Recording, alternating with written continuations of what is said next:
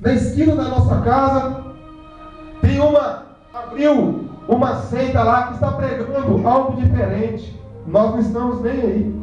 E nós estamos vendo, os nossos vizinhos estão só desviando, entrando lá para dentro.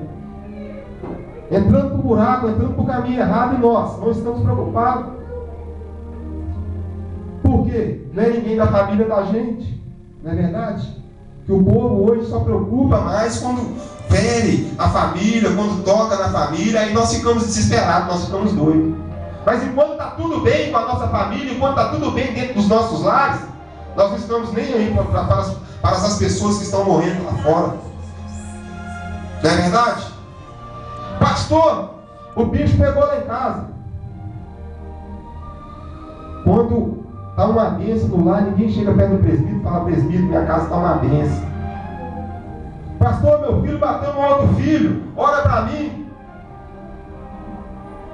A gente só lembra do pastor da gente, a gente só lembra do missionário, a gente só lembra de apregoar a palavra de Deus, a gente só lembra de orar a Deus quando as coisas invertem, quando as coisas voltam para os nossos lados.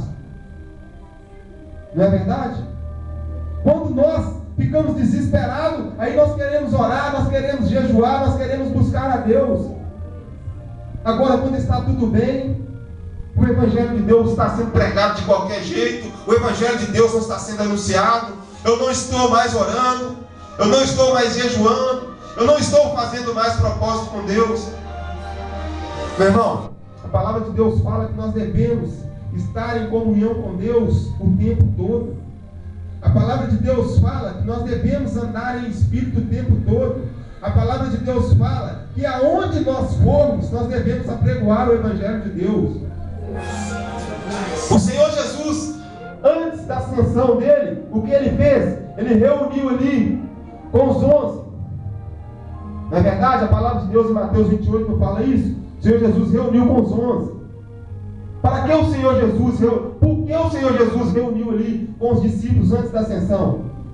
O Senhor Jesus tinha que fechar a brecha que eles deram no período da crucificação de Jesus. Um negou Jesus, outro não creu que Jesus que Jesus ressuscitou. Ou seja, no período da crucificação de Jesus, muitos dos discípulos deram brecha para Satanás trabalhar sobre a vida deles. E Jesus sabia que ele ia ascensar, mas os discípulos iam ficar aqui na terra apregoando o Evangelho do Senhor Jesus. O que o Senhor Jesus fez? Opa, vem cá. Restaurou a brecha que cada um deu. Antes da ascensão dele, Mateus 28, 19, ele deixa um mandamento para eles. Qual que é o mandamento que ele deixou, que o Senhor Jesus deixou para os discípulos e para todos nós? Mateus 28, 19. Portanto, ide por todo mundo e pregar o meu evangelho. E tem mais, ele falou mais. E pregai o meu evangelho a toda a criatura. Quando nós falamos essa palavra criatura, são pessoas que não conhecem o evangelho do Senhor Jesus, são pessoas que não estão na presença de Deus, criatura. Você sabe por quê? Porque eu e você, nós somos considerados como os filhos de Deus. Ou seja, porque nós já estamos na presença do Senhor Jesus. Ou seja, nós já estamos regenerados, nós já estamos justificados. Hoje nós somos considerados filhos de Deus. Hoje nós podemos clamar o quê? Abba, Pai. Nós podemos ver que o apóstolo Paulo ele faz uma analogia dessa forma assim, ó. Só por um o pecado entrou no mundo. Não é verdade? O apóstolo Paulo não fala isso? E por um só homem o pecado entrou no mundo. Mas ele fala também, e também por um só homem o pecado foi aniquilado do mundo. Ou seja, por um homem o pecado veio e fez com que nós perecemos durante um período de tempo. E por um só homem também ele veio, quebrou o pecado, deu a origem para mim e para você hoje de filhos de Deus. Glória a Deus, aleluia, Jesus. Meus irmãos, e nós temos a autonomia de chamar Deus como Pai. Imagine aquelas pessoas que estão morrendo lá fora, eles têm essa autoridade, essa autonomia de chamar Deus como Pai? Tem. A palavra de Deus nos relata que aqueles que têm intimidade com Deus são aqueles que são o quê? Lavado e remido pelo sangue do Senhor Jesus. É aqueles a qual alcançou a graça de Deus. É aqueles que chama e que aceitou e confessou o Senhor Jesus como Pai. Ou seja, aquelas outras pessoas que estão lá fora são ímpios, são considerados como criatura. E nós hoje, meu irmão, estamos na posição de filhos, estamos achando muito bom. Eu sou filho, tá bom. Não tá bom não. Se você se tornou filho, você não nasceu no berço do Evangelho. Quantos aqui nasceu no berço do Evangelho? Tem mais alguém? É a tradução. Presbítero, 2. Nós somos quantos? Quantos que nós somos aqui? Uns 20? 24? Vamos fazer em porcentagem, dar uma média de que 0,5%? Olha para você ver, 0,5% são pessoas a qual nasceu no berço do Evangelho, são instruídos desde a sua infância. E os outros 99,5% são pessoas que estão lá fora morrendo e perecendo, que não têm conhecimento da palavra de Deus. Hoje eu e você temos o conhecimento, somos considerados filhos e não estamos nem importando para aquelas pessoas que estão morrendo lá fora. Glória a Deus. Aonde está o meu pensamento? Aonde está o seu pensamento? O povo hoje está voltado para o egocentrismo. Eu posso, eu sou, eu fui, eu serei. Não. O apóstolo Paulo ele fala dessa forma assim, ó. O Senhor Jesus, ele é dado como quê? Como cabeça, não é verdade? Ele é a cabeça, ele é o meu guia, ele é o seu guia. Nós somos o quê? Nós somos o corpo de Cristo. Ou seja, nós somos parte do corpo de Cristo, que existe outras partes do corpo de Cristo por aí. Ou seja, nós devemos fazer com que o corpo de Cristo se cresça a cada dia. Glória a Jesus. Ô presbítero, nós podemos ver quantas pessoas tem aqui hoje? 24, né? Fora nós, fora as crianças, 24. Eu sou profeta de Deus. Eu sou profeta de Deus. Vocês creem naquilo que eu vou profetizar aqui? Glória a Deus, aleluia. Eu vou profetizar aqui em nome do Senhor Jesus. A palavra de Deus fala que nós não devemos julgar o profeta, mas sim fazer prova da profecia. Eu vou profetizar aqui em nome do Senhor Jesus que breve vocês vão sair daqui deste lugar. Vão sair daqui deste lugar. Você sabe por conta de quê? Porque a obra de Deus vai crescer. Aqui vai ser muito pequeno, aqui não vai caber pessoas aqui dentro. Glória a Deus. Eu sou profeta de Deus, eu vivo o Evangelho eu vivo do Evangelho do Senhor Jesus e eu sei o que é isso, igreja. Eu sei o que é isso, experiência própria. A nossa igreja era mais ou menos desse tamanho. Verdade, Solange? Nossa igreja era mais ou menos desse tamanho. Um dia veio um profeta de Deus e falou assim, ó, essa parede aqui, ó, eu vejo essa parede caindo. Ele profetizou. Ele falou, eu profetizo que essa parede vai se arrastar, vai lá para a rua. Nossa igreja era desse tamanho. Hoje, para a honra e glória do Senhor Jesus, nós estamos construindo um novo templo. Nós estamos construindo um novo templo. Por quê? Porque nós temos uma visão missionária, nós temos uma visão de ganhar almas. Da mesma forma, eu tenho certeza que as suas igrejas porque eu preguei na outra igreja de suas lá, eu vi que daqui uns dias vocês terão que sair de lá também, porque lá não está cabendo pessoas. Glória a Deus. Meu irmão, a matemática de Deus é só multiplicar. Divisão e subtração não entra na matemática de Deus.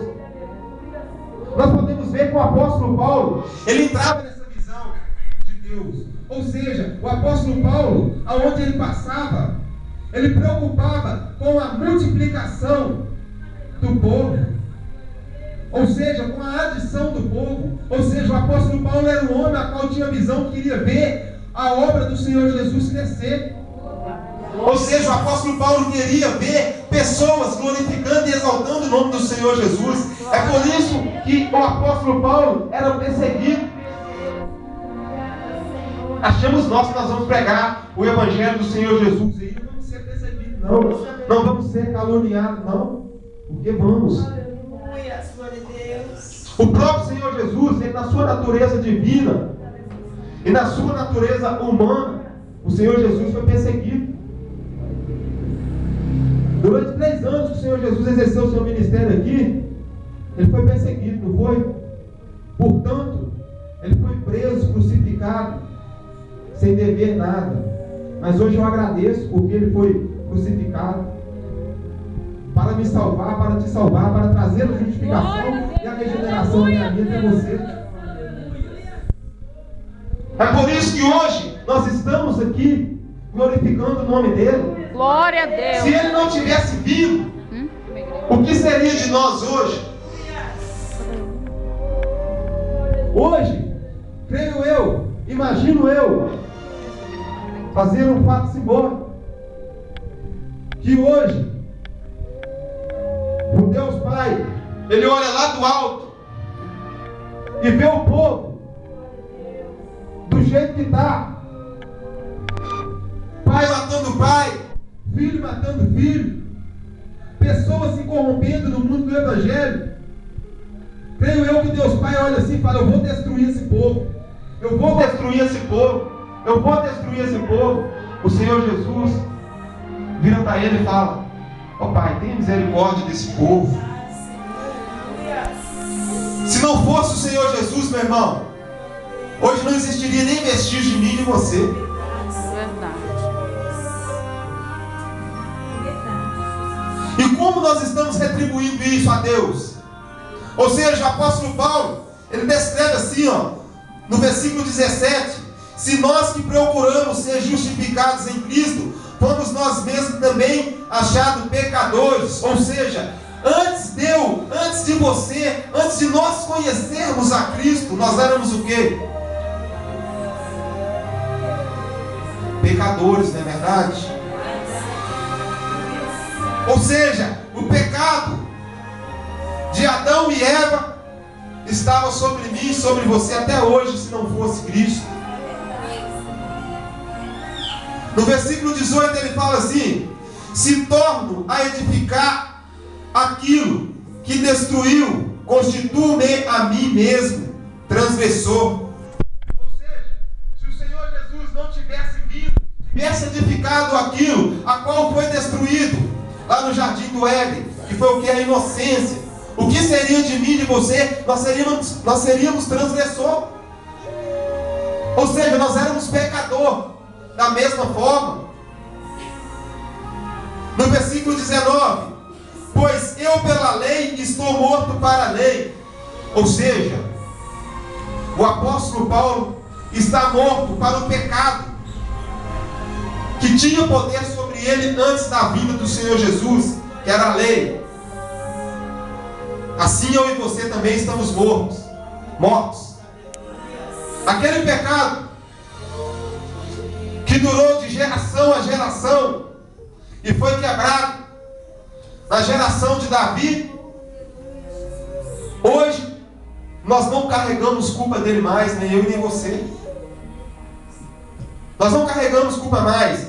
No versículo 20 ele fala assim: estou crucificado com Cristo e já não vivo. Eu e você, nós já fomos crucificados com Cristo e já não vivemos mais no mundo da lei.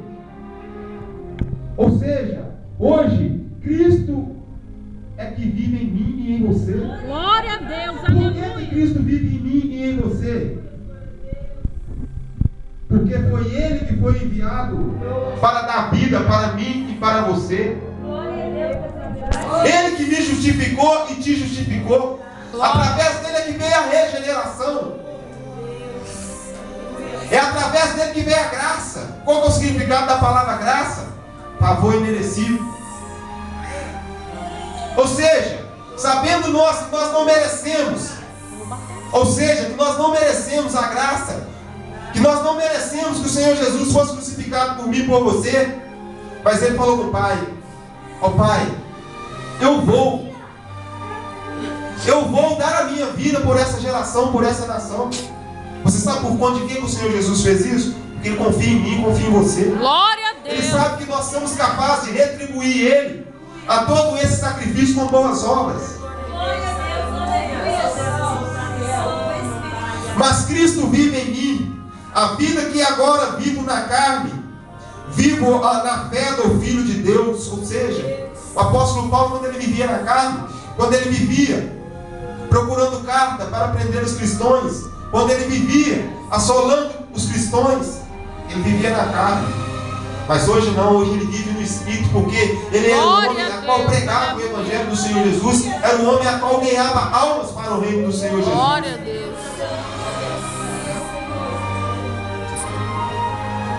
O apóstolo Paulo, ele cita um versículo desta forma assim, que eu não me lembro, está no livro de Coríntios, acho que Coríntios 11, 1, 1 Coríntios 11, 1, ele cita dessa forma assim: sede meus imitadores, assim como sou de Cristo. Imagine nós hoje, que autonomia que eu e você tem para bater no peito e falar assim: seja meus imitadores, porque eu também sou de Cristo.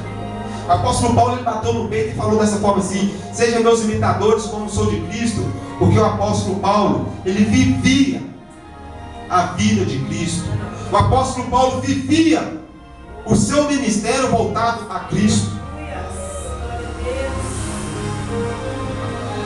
Hoje eu e você, muitas das vezes, deixamos de viver os nossos ministérios, ou seja, deixamos de pregar a palavra para uma pessoa que está passando do outro lado da rua, uma palavra necessitada, para fazer coisas a fazer, para me beneficiar e te beneficiar.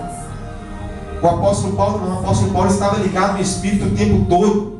Aonde ele ia, era o nome de Jesus que era pregado.